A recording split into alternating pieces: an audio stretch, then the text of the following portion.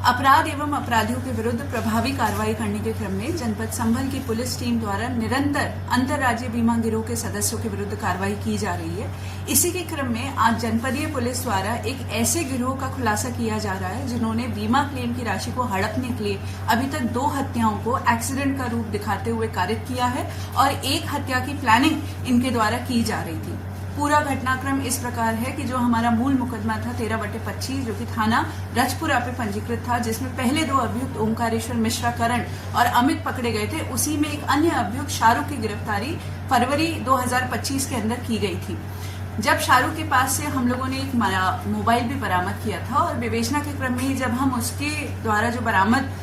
उसके पास से जो बरामद मोबाइल था उसके डेटा का अवलोकन कर रहे थे तो हम लोगों ने एक बहुत अजीब सी चीज पाई कि एक व्यक्ति कमल के साथ जो उनकी व्हाट्सएप चैट्स थी उसमें वो एक अमन नाम के व्यक्ति की पॉलिसी क्लेम के बारे में बात कर रहे थे। अमन की हम लोगों ने जब देखा तो 7 कुल पॉलिसी थी जिनकी जो कि HDFC, Ergo, ICICI, Lombard, SBI, Aditya Birla इत्यादि कंपनियों की थी और जिसकी कुल वैल्यू 2,70,00,000 थी। अमन की क्लेम की बात चल रही थी। हम लोगों ने ये भी देखा कि उसकी एक FIR जो कि जिसमें कि उसकी मृत्यु एक्सीडेंट से होना दिखाई गई थी, जो कि थाना रहरा जनपद अमरोहा पे मुकदमा पंजीकृत था, वो थी। उसके अलावा FR की जो कॉपी थी वो भी थी। क्लेम के डॉक्यूमेंट्स को जब हम लोगों ने गहनता से देखा तो उसके अंदर PM रिपोर्ट और पंचनामा भी संलग्न था और PM रिपोर्ट को जब देखा गया तो अमन के शरीर पे एक्सीडेंट की चोट दिखाने के बावजूद पूरे शरीर पे कहीं पे भी कोई खरोच भी नहीं थी और मात्र सर पे 4 बड़ी इंजरीज थी, जिसमें 2 चोटें 3/5 सेंटीमीटर की बोन डीप इंजरीज थी। हमें इस बात का संदेह हो गया क्योंकि हम बीमा गिरोह पे लगातार काम कर रहे थे कि ये एक एक्सीडेंट ना होकर एक सुनियोजित हत्या हो सकती है। इसलिए हमारे द्वारा एक रिपोर्ट प्रेषित की गई कि इसमें अग्रिम विवेचना की आवश्यकता है और DIG सर के आदेश से अमरोहा से ये विवेचना जो है थाना रजपुरा में ट्रांसफर हुई। इसी की विवेचना के दौरान जो हमने दस्तावेजों से 2 प्रमुख अभियुक्तों को चिन्हित किया था, उनका नाम था कमल और वेद प्रकाश, जो कि धनारी के रहने वाले हैं। इन लोगों को हम लोगों ने बुलाया और इन लोगों से गहनता से जब पूछताछ की गई तो इन लोगों ने स्वीकार किया कि इनके द्वारा बीमा क्लेम की राशि को हड़पने के लिए अमन की हत्या की गई, जो कि इनकी सगी मौसी की लड़की का लड़का था। इनकी मौसा जी की डेथ हो चुकी थी और मौसी की लड़की की भी डेथ हो चुकी थी।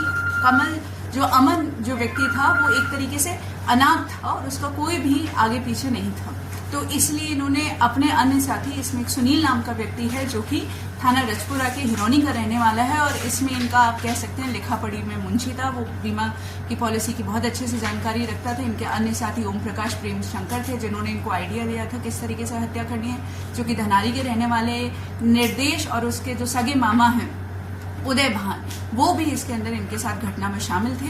ये लोग सुनियोजित तरीके से पहले इन्होंने इस बच्चे की साथ पॉलिसी कराई 2,70,00,000 की, फिर इससे ये लोग धनारी से लेकर गवां से होते हुए ये लोग रहरा थाना में पहुंचे, जो कि एक सुनसान सा क्षेत्र है, जंगल है वहां पे।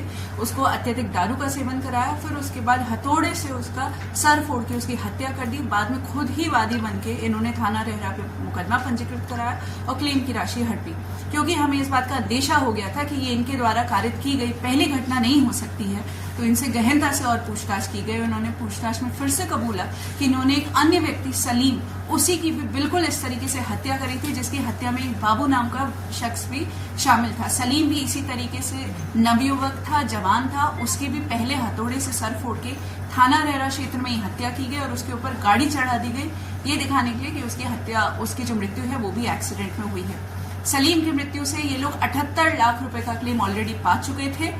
इसकी अमन की मृत्यु के बाद अभी तक ये 20 लाख रुपए का क्लेम पा चुके थे। इन लोगों की साजिश के तहत ये लोग जो ओम प्रकाश है उनके सगे जीजा रमेश की भी हत्या करने वाले थे। उसके नाम पे ये लोग 4 पॉलिसी अभी तक करा चुके थे। एक बहुत ही क्रूर गैंग है जो कि ऐसे व्यक्तियों को चिन्हित करता है जो कि नवयुवक है, क्योंकि उनका प्रीमियम कम लगता है और बीमा का क्लेम का पैसा उन्हें ज्यादा मिलता है।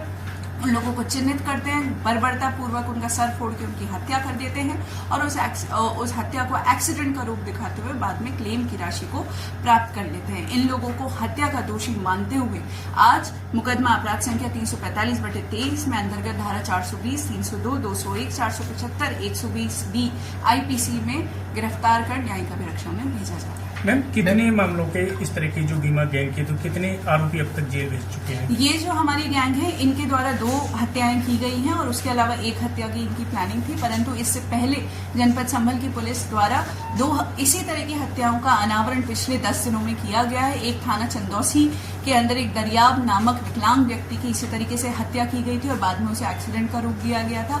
अभी हाल ही में थाना भैजोई में एक व्यक्ति जिनका नाम नवीन है, उन्होंने अपने सगे भाई संजय को ई रिक्शा से धक्का मारकर और बाद में उसका सड़क पर पटक कर उसकी हत्या कर दी थी और उसे एक्सीडेंट का रूप दिखा के बीमा का क्लेम दिया था। मैम मृतकों की इसमें मैम जो कितनी पॉलिसी अभी तक जो है कराई गई थी इसमें जो, और कितना क्लेम अभी इन्होंने ले लिया था? तो जैसा कि मैंने आपको पहले ही प्रेस ब्रीफिंग में बताया है कि सलीम नामक व्यक्ति की इन लोगों ने कई पॉलिसी कराई थी।